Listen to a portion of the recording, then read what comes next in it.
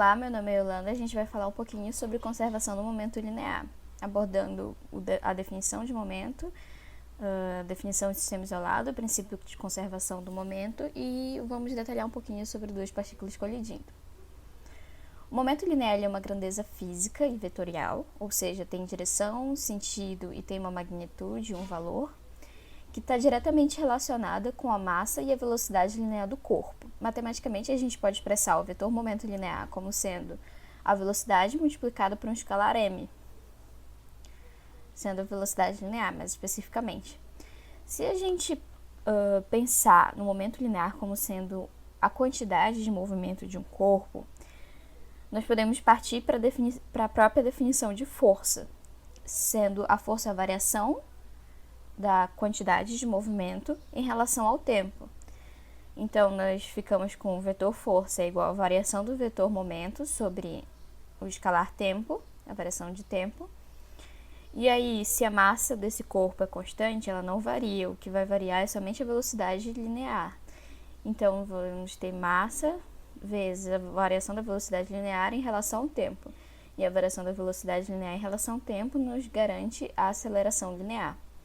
Então, a gente acaba chegando na famosa segunda lei de Newton, que nos é apresentada desde o início do ensino médio, que força é igual velocidade é igual massa vezes aceleração. Uma definição muito importante é do que é um sistema isolado. Um sistema é qualquer parte, região do universo que tu decida estudar e entender as suas propriedades físicas. Um sistema pode ser, por exemplo, uma caixa de sapato, pode ser uma garrafa de água, qualquer região que tu escolha arbitrariamente. A gente diz que um sistema isolado, se entre ele e o meio externo não ocorre uma troca de energia e nem uma troca de matéria. Eu vou dar alguns exemplos de sistemas que não são isolados. Por exemplo, um copo com gelo, ele recebe energia térmica do meio externo, isso vai fazer com que o gelo derreta aos poucos. Ou seja, existe uma troca de energia. Também tem aqueles difusores de ambiente que a gente coloca para ficar cheiroso e tudo mais. O que acontece? Eles são feitos de álcool e de uma fragrância qualquer. E o álcool ele é bastante volátil, isso significa que ele tem facilidade em se vaporizar no meio. Então, o que acontece? Continuamente o álcool vai evaporando e o difusor vai trocando matéria com o meio externo. Portanto, ele não é um sistema isolado, porque ele troca matéria. Vale ressaltar que na natureza não existem sistemas de fato isolados. O que a gente vai fazer? A gente vai considerar que em alguns sistemas a troca de energia e a troca de matéria é bem baixa, de modo que a gente possa considerar o sistema isolado e aplicar algumas definições, algumas leis de conservação. Dentre elas, nós temos o princípio de conservação de momento. No princípio de conservação de momento, se um sistema de partículas é dito isolado e nenhuma força externa age sobre ele, então o momento linear se conserva. O que isso significa? Significa que o momento linear que tu tem no intervalo de tempo t igual a 0, por exemplo, e no intervalo de tempo t igual a 10 segundos vão ser iguais. Isso não vai se modificar. A quantidade de movimento vai ser sempre a mesma. Um exemplo clássico é o pêndulo de Newton. No pêndulo de Newton, vamos considerar que o pêndulo se localiza no sistema isolado e quando eu puxo a bolinha, eu vou aplicar uma certa força e ela vai se deslocar, mas depois eu solto ela. E aí o corpo se torna livre. Ele não tem ação de nenhuma força externa sobre o sistema. Então, a quantidade de movimento linear da primeira bolinha passa para a segunda bolinha, passa para a terceira bolinha, até chegar na quarta, que a gente vai ver se movimentando desse lado, mostrando que há conservação de momento. Se não existisse atrito, isso ia acontecer indefinitivamente. Ou seja, o momento que eu forneci inicialmente para a bolinha vai ser mantido naquele sistema por tempo indeterminado.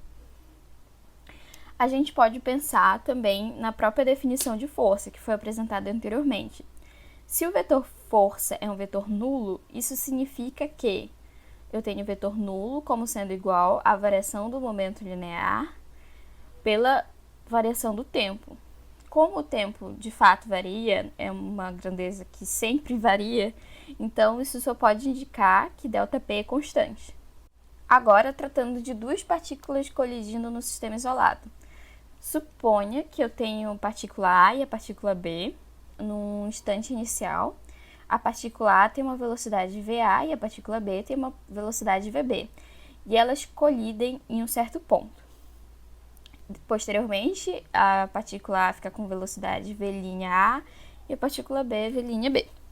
Pela terceira lei de Newton, nós sabemos que quando dois corpos interagem e o primeiro aplica uma força no segundo, o segundo também aplicará uma força no primeiro, com uma força de mesma magnitude, mesma direção, mas de sentido contrário. Vetorialmente, isso significa que o sinal do vetor de uma força é negativo em relação ao outro. Como assim? Por exemplo, se A aplica uma força em B, F a B, então a força que B aplica em A vai ter o mesmo módulo, por exemplo, 5 newtons, mesma direção, e vai ter o sentido contrário, então vai ser menos, então FAB é menos FBA. Se a gente for calcular a força total, eu vou ficar com FAB mais FBA, que vai me resultar em FAB menos FAB, que vai ser igual ao vetor nulo, ou seja, a força resultante sobre o sistema é zero. Se o sistema é isolado e a força resultante é nula, então nós podemos aplicar o princípio de conservação de momento, certo? Então, o momento linear antes da colisão, o momento linear é igual ao momento linear após. Outra forma de se verificar isso também pela terceira lei de Newton é usando essa igualdade de FAB igual a menos FBA. Eu tenho que MA vai ser a variação da velocidade, a força vai ser MA vezes a variação da velocidade em relação à variação do tempo, igual a menos MB vezes a variação da velocidade B sobre a variação do tempo. Como o tempo decorrido para os dois é igual, eu posso multiplicar em cima e dividir por... baixo e eu vou eliminar o ΔT. Passando o que é juntando as grandezas para que elas fiquem positivas, tu vai ter MA' vezes vezes V'(A) mais MB vezes V'(B) igual a MA VA mais MBVB. O que significa, na verdade? Esse aqui é o momento linear que eu tinha antes da colisão. Então, o momento linear, ele obedece o princípio da superposição.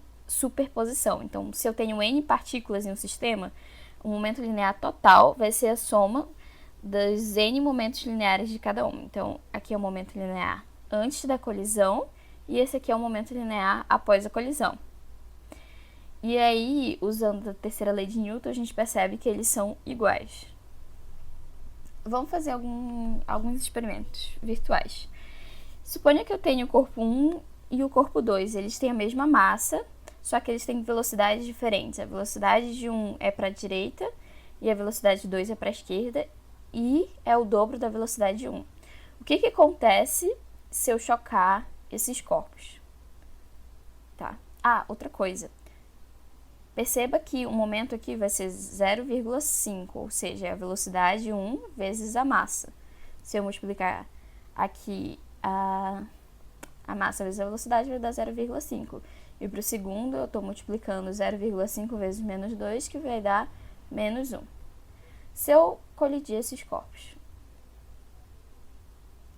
perceba que antes da colisão, eu tenho um momento linear total, que vai ser a soma vetorial desses dois momentos. Eu imagino que meu colega já tenha falado sobre soma vetorial. E essa aqui é bem simples, a gente consegue visualizar com facilidade. Eu tenho esse momento antes da colisão e após a colisão, ainda que os momentos de 1 e de 2 tenham mudado, como nós vemos aqui, o de 2 passou a ser 0,5 e 1 passou a ser menos 1, o momento linear total continua o mesmo, tanto em magnitude, quanto em direção e sentido também. Aqui nós temos uma soma vetorial um pouquinho mais complexa, mas a gente pode visualizar a resultante como sendo esse vetor vermelhinho aqui. Observem o que ocorre com ele antes e após a colisão. Perceba que 1 e 2, o momento linear de 1 e 2 mudaram, mas a resultante permaneceu a mesma. Por quê? Porque eu tenho um sistema isolado. Vamos dizer que o sistema é tudo que está dentro desse retângulo vermelho. Temos um sistema isolado e não existe nenhuma força externa agindo. Então, eu posso ver claramente o princípio de conservação de momento linear. É isso, espero que tenham gostado da aula. Se tiverem alguma dúvida, por favor, perguntar e eu vou deixar um exercício para vocês resolverem. E aí, gurizada, beleza? Vamos dar continuidade aí à nossa aula 11 do mini curso de pré-física, do PET Física. E agora a gente vai falar um pouco sobre uma outra lei de conservação, que é a lei de conservação do momento angular. Essa lei de conservação é muito importante para a gente entender alguns sistemas físicos, como por exemplo Terra-Sol, sistema Terra-Lua, e alguns sistemas físicos mais simples, como por exemplo o movimento de uma bailarina, que a gente vai ver mais para frente. Então, para a gente entender essa lei de conservação, primeiro a gente precisa entender o conceito de torque, e então tá aí o cronograma da nossa aula. A gente primeiro vai trabalhar o conceito de torque, depois partir para momento angular, e por fim vamos estudar a lei de conservação por trás dessa grandeza aí, momento angular. Beleza, gurizada? Vamos lá então. Bom, então vamos lá, gurizada. O que é torque? Torque é uma grandeza física vetorial análoga à força no movimento de rotação. É como se fosse uma força de rotação. Enquanto no movimento retilíneo uma força produz uma aceleração linear, uma aceleração ao longo de uma linha reta, no movimento de rotação, um torque produz uma aceleração angular, uma aceleração na velocidade de giro. Acontece que para existir torque, é preciso existir uma força que produza uma aceleração angular. O que eu quero dizer com isso, pessoal? Imagina aqui, ó, vamos olhar esse GIF aqui. Ó. Imagina que tu tem uma chave e aí tu vai aplicar uma força nela, que nem está no GIF aí. Como é que tu faz isso? Tu vai e aplica uma força num ponto da chave e aí ela gira. Aí tu produz um torque. Mas tu concorda comigo que tu poderia aplicar uma força e a chave não girar? Por exemplo, se eu aplicasse uma força nessa direção, eu poderia aqui ficar forcejando, ficar aplicando essa força dia e noite e ela simplesmente não ia girar. Por quê? Essa força não produz torque. Mas então, qual força produz torque? A força que produz torque é aquela cuja direção é perpendicular à distância do eixo até o ponto de aplicação. Então, por exemplo, se eu aplico uma força vertical, essa força é perpendicular à distância do eixo até o ponto de aplicação. O eixo está aqui, o ponto de aplicação está aqui, a distância entre esses dois eixos está nessa direção. Minha força está nessa, perpendicular, então vai produzir um giro. Eu poderia aplicar uma força na diagonal, que também teria uma componente vertical perpendicular a essa distância. Então essa força também vai produzir um torque. Agora, essa força aqui não produz torque, porque ela é paralela à distância do eixo ao ponto de aplicação. Bom, gurizada, mas se eu falei para vocês que o torque é um vetor, qual é o tamanho desse vetor? Qual é a direção desse vetor? Gurizada, o tamanho do vetor, né, a magnitude do torque, ela depende da intensidade da força que produz esse torque e da distância do eixo até o ponto de aplicação. Então, por exemplo, se eu pego essa chave aqui, aplico uma força, ela produz um torque e esse torque tem um certo valor. Agora, se eu pego uma chave maior e aplico a mesma força, com a mesma intensidade, eu produzo um torque que é maior do que a chave anterior, justamente porque a distância do eixo até o ponto de aplicação dessa chave é maior. Então, eu produzo um torque maior, ou seja, eu produzo uma aceleração angular maior. É por isso que para tirar o parafuso da roda do carro, a gente bota a maior chave possível. Se possível, a gente engata alguma barra para deixar maior ainda.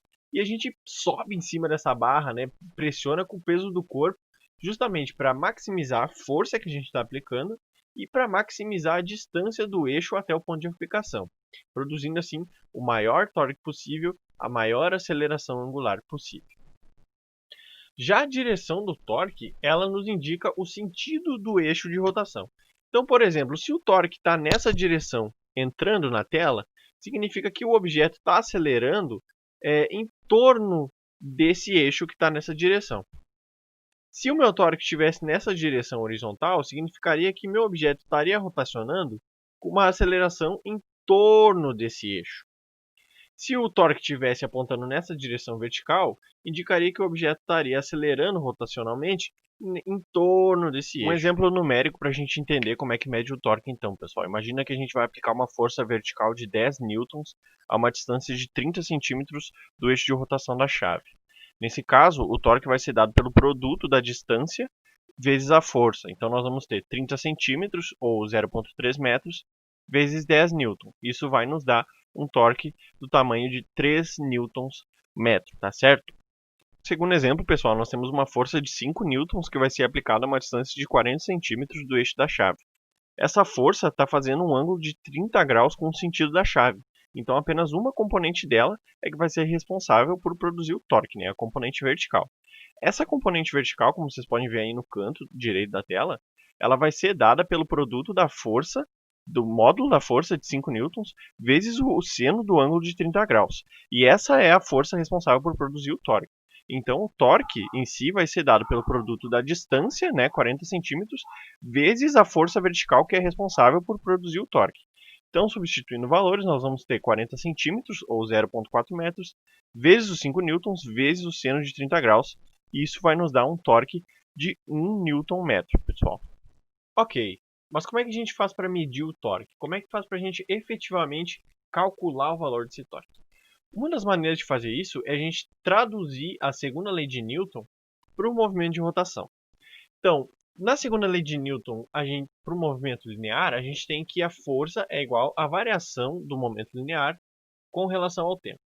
Pegando essa expressão e convertendo ela para o movimento de rotação, a gente obtém que o torque é igual à variação de uma outra grandeza com relação ao tempo. Veja, a força se transformou no seu análogo, que é o torque, e o momento linear se transformou numa outra grandeza análoga a ela. Mas que grandeza é essa, rapaziada? Essa grandeza que eu expressei no slide pela letra L é a grandeza que a gente chama de momento angular. O momento angular é uma grandeza vetorial análoga ao momento linear do movimento retilíneo, né? Então, quando nós temos um objeto em movimento retilíneo, a gente define o seu momento linear como sendo o produto da sua massa por sua velocidade linear. Quando nós temos um movimento de rotação, a gente define o momento angular desse objeto como sendo o produto do seu momento de inércia por sua velocidade angular. Então veja que a gente transformou o momento linear em momento angular, transformando a massa em momento de inércia e a velocidade linear em velocidade angular. Essa grandeza, então, momento angular, a gente enxerga ela, a gente interpreta ela como sendo a quantidade de movimento angular, de movimentos de rotação, que esse objeto tem. Justamente porque ela é uma grandeza que leva em consideração tanto a parte cinemática, tanto a velocidade de giro do objeto, quanto uma propriedade do objeto, que é o seu momento de inércia, né? O momento de inércia é uma grandeza que não é a massa do objeto em si, mas que considera a distribuição de massa do objeto em torno do eixo de rotação. Por isso que a gente interpreta a grandeza momento angular como a quantidade total de movimento angular do objeto, tá certo, gurizada? Mas como é que a gente sabe que o momento angular é uma grandeza que se conserva? A gente estabeleceu uma relação entre o torque e a variação do momento angular. Então, se a gente está num sistema isolado, ou seja, num sistema que não interage com o resto do universo, ou num sistema que o torque resultante é nulo, e isso pode ser porque existem torques que se contrabalançam, ou porque não existe torque algum, neste sistema o momento angular vai permanecer constante. Por quê? Se o torque é nulo, se o torque é zero, a variação do momento angular também é zero. Isso significa dizer que se a gente tem um sistema que possui um momento angular num determinado momento inicial, num momento posterior, num momento final, este momento angular vai ser o mesmo. O momento angular vai permanecer constante, independente do que acontecer com o sistema, contanto que o torque resultante seja nulo. Qual a consequência disso, pessoal? A consequência é que, no caso de haver a conservação do momento angular, qualquer alteração que o sistema tiver, qualquer mudança em sua configuração, vai existir um balanço entre a velocidade angular do sistema e o momento de inércia do sistema, como a gente pode ver pelas equações, né? A gente substitui a definição de momento angular, né? O momento de inércia vezes a velocidade angular, e aí a gente bota isso para um momento inicial e para um momento final. E aí a gente obtém a seguinte expressão, né? A velocidade angular final do sistema é proporcional à velocidade angular inicial, e o fator de proporção é justamente a razão dos momentos de inércia inicial e final do sistema. Quer entender o que eu estou falando, gurizada? Vamos dar uma olhada nesse GIF aqui. Ó. Aí nós temos um caso em que a conservação do momento angular é válida, porque o sistema do cara com a cadeira é um sistema isolado, ele não está interagindo com o resto do universo. E aí o que acontece? No início, ele possui um momento angular dado pelo seu momento de inércia e a sua velocidade angular. Ele está com o braço aberto e está girando com uma certa velocidade. No momento em que ele fecha os braços, ele altera a configuração do sistema. Ele altera a distribuição de massa do sistema, ele altera o momento de inércia do sistema, e a consequência disso é que vai haver um balanço na velocidade angular dele. Então, no momento que ele fecha o braço, ele diminui o momento de inércia dele, mas ele compensa isso aumentando a sua velocidade angular, a sua velocidade de giro. Essa é uma consequência da lei de conservação do momento angular para o caso desse sistema isolado. Olá pessoal, meu nome é Greik e essa aqui é a terceira parte da aula 11. Bom, nessa aula a gente vai comentar sobre os diferentes tipos de energia que existem e sobre a conservação da energia mecânica. A aula está dividida nos seguintes tópicos. Primeiro a gente vai introduzir o conceito de energia, explicar o que significa a palavra energia dentro da física. Depois a gente vai introduzir o conceito de trabalho, que está intimamente ligado ao conceito de energia. A gente vai falar um pouco sobre a energia cinética e a energia potencial, que são os dois principais tipos de energia trabalhados no curso. A gente vai falar um pouco sobre dois tipos específicos de energia potencial, que são a energia potencial gravitacional e a energia potencial elástica. E por fim a gente vai falar sobre a conservação da energia mecânica. Bom, na física, a palavra energia ela representa uma propriedade de um corpo ou sistema e ela está envolvida em qualquer mudança de configuração desse corpo ou desse sistema. O que significa isso? Se o teu sistema está numa configuração A, para ele mudar para uma configuração B, é necessário ter uma mudança na energia do sistema. Bom, outra maneira muito comum da gente definir energia também é como sendo a capacidade de realizar trabalho. Portanto, quanto maior é a energia de um sistema, maior é a capacidade de realizar trabalho desse sistema. A energia de um corpo, de um sistema, ela pode influenciar outros corpos ou sistemas, como por exemplo quando a gente realiza trabalho sobre um objeto para tirar ele do repouso e dar uma certa velocidade para ele. Nesse caso a gente está transferindo energia para o objeto. Existem vários tipos de energia, tais como a energia cinética, que está associada ao movimento de corpos, a energia térmica, que está associada a variações de temperatura, a energia potencial, que é uma energia que fica armazenada no corpo, a energia luminosa, que é uma energia que provém das ondas eletromagnéticas, a energia química, que está armazenada nas ligações químicas das nossas moléculas, entre outros tipos de energia que existem. Bom, para medir a energia, a unidade que a gente usa é o Joule, representado pela letra J, sendo que no SI, 1 Joule equivale a 1 kg por metro quadrado por segundo quadrado. Trabalho. Na física, a gente define trabalho como sendo a aplicação de uma força por um certo deslocamento, ou em termos matemáticos, W, que vai ser a letra que a gente vai usar para representar o trabalho, é igual ao produto interno entre a força, representada pela letra F, e o deslocamento, representado pela letra D. Para que uma força realize trabalho, são necessárias duas condições. A primeira delas é que tem que haver deslocamento, e a segunda é que tem que haver força ou componente da força na direção do deslocamento. Nessa figurinha aqui a gente vê o exemplo de uma força F realizando um trabalho. Nesse caso a gente tem um deslocamento D igual a ΔS, e tu tem uma componente da força na direção do deslocamento. Como as duas condições foram satisfeitas, então essa força que realizou o trabalho sobre esse bloco para mover ele por essa distância aqui. Energia cinética. Bom, a energia cinética é uma energia que está associada ao movimento de corpos. Se uma partícula possui uma certa velocidade, então ela vai possuir uma energia cinética. Em termos matemáticos, a fórmula que a gente usa para calcular a energia cinética, que é representada pela letra K, é dada por essa equação aqui. K representa a energia cinética, e a energia cinética é igual a 1/2 da massa da partícula vezes a velocidade da partícula ao quadrado. Tem um teorema que vocês vão ver durante a disciplina da Física 1, que a gente chama de Teorema do Trabalho e Energia. Esse teorema nos diz que o trabalho realizado por um sistema ou sobre um sistema é igual à variação da energia cinética do sistema.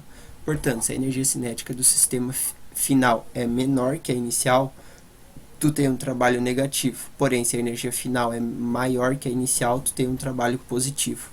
Energia potencial. Bom, a energia potencial é um tipo de energia que fica armazenada no corpo, pode ser liberada. O que isso significa? Por exemplo, se tu tem um objeto a uma certa altura do chão, esse objeto tem uma energia potencial gravitacional armazenada nele. Quando tu soltar esse objeto, essa energia potencial gravitacional vai começar a se converter em energia cinética, o que vai fazer com que esse objeto adquira uma certa velocidade. Semelhante ao caso da energia cinética, a gente também tem um teorema para a energia potencial, que nos diz que a variação de energia potencial de um corpo é igual a menos o trabalho realizado pelo corpo ou sobre o corpo. A variação de energia potencial de um corpo, ela depende somente das posições inicial e final do corpo, e não depende do caminho feito pelo corpo. Portanto, só faz sentido a gente falar de energia potencial se a gente está falando de forças conservativas. Caso a gente não esteja falando de forças conservativas, não faz sentido falar sobre energia potencial. Bom, forças conservativas são aquelas forças nas quais o trabalho é realizado para mover uma partícula entre dois pontos, nesse caso aqui, entre o ponto A e o ponto B, independe do caminho escolhido. Portanto, tanto faz se eu levo a partícula pelo caminho 1 ou pelo caminho 2. O trabalho realizado pela força é o mesmo. Forças cujo trabalho independe do caminho realizado são ditas forças conservativas. E só faz sentido a gente falar sobre energia potencial se a gente está trabalhando com forças conservativas. Dois exemplos muito comuns de forças conservativas são a força gravitacional e a força elástica. Bom, agora a gente vai falar sobre dois tipos específicos de energia potencial, que são a energia potencial gravitacional e a energia potencial elástica. A energia potencial gravitacional, ela está associada à força gravitacional exercida pela Terra, e ela é dada pela seguinte expressão, onde U representa a energia potencial, e ela é igual à massa da partícula, vezes o modo da aceleração gravitacional, representado pela letra G, vezes uma altura h. Essa altura h, ela depende do referencial onde tu define que a energia potencial é nula. E esse referencial ele é arbitrário. Para a gente não importa onde a energia potencial é nula, porque o que importa para a gente não é o valor absoluto de U, e sim as diferenças de energia potencial. Portanto, tanto faz onde tu define U igual a zero, porque a gente não trabalha com os valores absolutos de U, e sim com as variações de U. No caso, quando a gente está trabalhando em problemas na superfície terrestre, geralmente a gente define que U é igual a zero no solo. E, portanto, essa altura h aqui é a altura do objeto em relação ao solo. Geralmente, devido a isso, a gente fala que a energia potencial de um corpo ou de um sistema, ela fica definida a menos de uma constante, que é determinada pelo referencial, onde tu define que U é igual a zero. Para a energia potencial elástica, que está associada à força elástica, a gente tem a seguinte expressão: U é igual a 1/2 de K, que é a constante elástica da mola, vezes a elongação da mola ao quadrado. Essa elongação da mola também depende do referencial escolhido, e esse referencial é arbitrário. Conservação da energia mecânica. Bom, a energia mecânica de um sistema, que a gente vai representar pela letra E, ela é definida como sendo a soma da energia cinética e das energias potenciais do sistema. Em termos matemáticos, E é igual a K mais 1. Geralmente a gente diz que a energia mecânica é a energia que pode ser transferida através da aplicação de uma força. Se a gente tiver um sistema isolado, ou seja, um sistema que não troca nem material nem energia com o ambiente, a quantidade E, a energia mecânica desse sistema, ela se conserva. E embora esse conserve, os valores de K e de U podem variar, desde que a sua soma permaneça constante. Uma coisa que é importante lembrar é que esses três teoremas de conservação vistos durante a aula 11, os de conservação de momento linear e angular, e agora esse de conservação de energia, a gente não pode provar eles como lei. A única coisa que é possível fazer é derivar esses 3 teoremas das leis de Newton. Ou seja, se as leis de Newton forem válidas, esses teoremas serão válidos. Apesar disso, devido ao grande poder desses teoremas e ao fato de a gente nunca ter encontrado nenhum experimento na natureza que violasse esses teoremas, a gente os eleva aos patamar de lei e assume que eles são válidos em todas as teorias físicas, mesmo naquelas nos quais a física newtoniana não é aplicável, como por exemplo na mecânica quântica. Nesse caso, como a gente não tem teoremas de conservação, a gente postula eles e assume como verdades. Por fim, vale lembrar que esses teoremas de conservação, eles são o conjunto de princípios mais bem-sucedidos na física até hoje. Bom, aqui nesses 2 GIFs a gente vê 2 exemplos de conservação de energia mecânica. No primeiro caso, a gente tem uma bola presa a uma mola que está oscilando na superfície terrestre. Como ela está em movimento, ela tem energia cinética, devido à força elástica ela tem energia potencial elástica e devido à força gravitacional ela tem energia potencial gravitacional. A gente pode ver nesse gráfico aqui que as 3 energias potenciais estão, as 2 energias potenciais e a energia cinética, elas estão variando no tempo. Porém, a soma das 3 é constante, sempre, e isso mostra a conservação da energia mecânica. Nesse segundo caso, a gente tem um pêndulo, onde a gente tem que o pêndulo tem energia potencial máxima no ponto mais alto da trajetória e energia potencial mínima no ponto mais baixo da trajetória, onde sua energia cinética é máxima. Nesse caso, novamente, a gente vê que os 2 tipos de energia estão variando, mas a sua soma é constante no tempo, mostrando novamente a conservação da energia mecânica. Por fim, a gente vai comentar um pouco sobre o valor absoluto da energia. A gente sabe que para a gente descrever um sistema físico, a gente precisa de um referencial inercial no qual as leis de Newton são aplicáveis. E a gente sabe também que as leis de movimento vão ser as mesmas em qualquer outro referencial em movimento uniforme em relação a esse primeiro. A gente sabe que a energia cinética de uma partícula depende da velocidade da partícula e que a velocidade de uma partícula depende do referencial no qual tu está medindo essa velocidade. Portanto, é impossível a gente atribuir uma energia cinética absoluta a uma partícula. Como a gente viu também, é impossível atribuir um significado absoluto à energia potencial. E essas limitações resultam do fato de que a origem do sistema de coordenadas que tu vai usar para descrever o teu sistema é arbitrária e não influencia no teu resultado. O físico James Clerk Maxwell resumiu isso na seguinte frase: devemos, portanto, considerar a energia de um sistema material como a quantidade da qual podemos determinar o aumento ou a diminuição à medida que o sistema passa de uma condição definida para outra. O valor absoluto da energia na condição padrão é desconhecido e não teria nenhum valor se o conhecêssemos, pois todos os fenômenos dependem das variações de energia e não de seu valor absoluto. Bom, pessoal, espero que tenham gostado da aula e se tiverem qualquer dúvida é só entrar em contato com a gente. Abraços!